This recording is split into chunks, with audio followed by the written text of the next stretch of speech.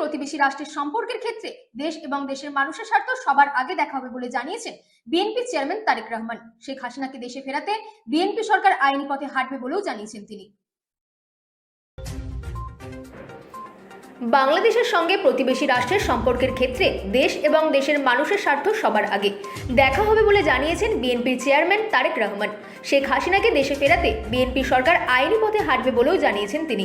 শনিবার অর্থাৎ 14 ফেব্রুয়ারি বিএনপির নির্বাচন প্রেস বাফারিংয়ের প্রশ্নোত্তর পর্বে সাংবাদিকদের প্রশ্নের জবাবে তিনি এমনটাই জানান। এ সময় তিনি বলেন, ভারতের সঙ্গে সম্পর্কের ক্ষেত্রে বাংলাদেশ ও দেশের জনগণের স্বার্থ সবার প্রথমে আসবে। সেই অনুযায়ী ফরেন পলিসি সাজাবে বিএনপি। শুধু ভারতেই নয়, পাকিস্তান ও চীনের সাথে সম্পর্ক কেমন হবে এমনও প্রশ্নও আসে।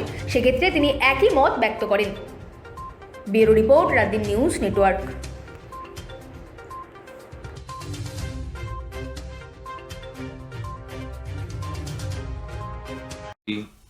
Foreign policy, which is the interest of Bangladesh and the interest of Bangladeshi people comes first. By protecting the interest of Bangladesh and the people of Bangladesh, we will decide our foreign policy. Thank you. আমি একটু প্রশ্ন করতে চাই। আমার নাম ওনার মধ্যে আরেকটা প্রশ্ন আছে। ICT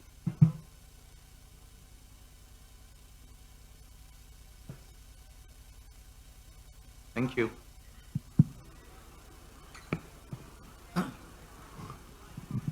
Thank you. I think it's a good question.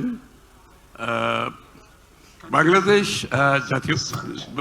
Nationalist Party follows the principle of multilateralism. We don't have any country-centric policy as such. So our policy applies to all other countries around the world. That is on the basis of mutual respect, mutual interest, one of non-interference, and strategic autonomy for Bangladesh. These are the fundamentals of Bangladesh foreign policy. It applies to all the countries around the world. Thank you.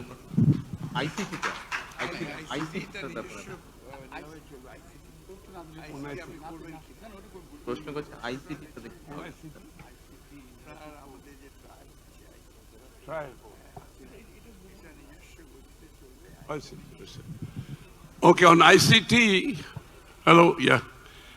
On ICT, this is the matter for judiciary.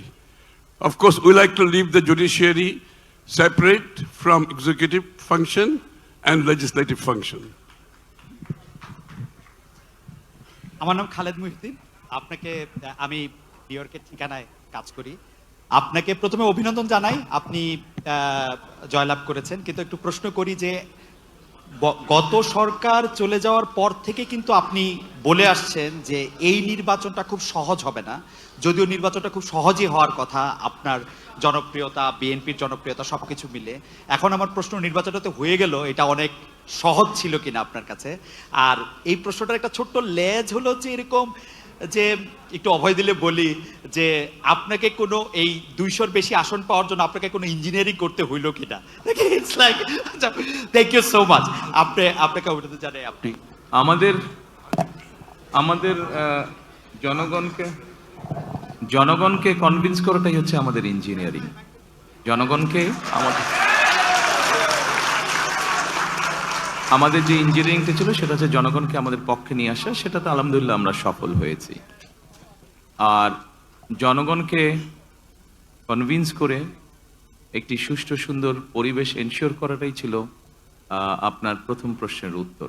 অর্থাৎ যেটা আপনি বলেছেন, যেটা আমি বলেছিলাম কঠিন হবে কিনা, অবশ্যই যে কোনো ভালো কাজ, ভালো গোল অ্যাচিভ করতে গেলে তো কষ্ট করতে হয়, কঠিন হবেই। Sir, hi, on your right, sir.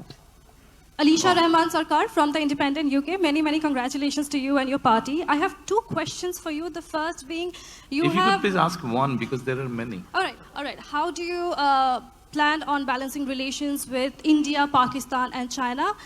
And sorry, another short question, that is, will your government continue to pursue corruption cases against Sheikh Hasina and by her extension, Tulip Siddiq? Thank you. I think we have already answered this actually. You have already answered this. I think we have